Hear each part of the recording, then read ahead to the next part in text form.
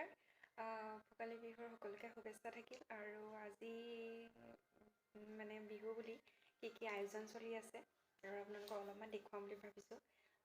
ধৰক মানে মাংস মাছ তেনেকৈ আৰু পিঠা পনাৰ পৰাও বনোৱা হ'ল, সেইবোৰো ভিডিঅ' দিম বাৰু। তেও আজি মানে পাকঘৰত বাৰু কি আয়োজন চলি আছে তাকে অলপমান দেখুৱাওঁ, আৰু লগতে ময়ো বনাই আছোঁ বাৰু, আৰু মোৰ হাজবেণ্ডো বনাই আছে, দেখাই আছোঁ।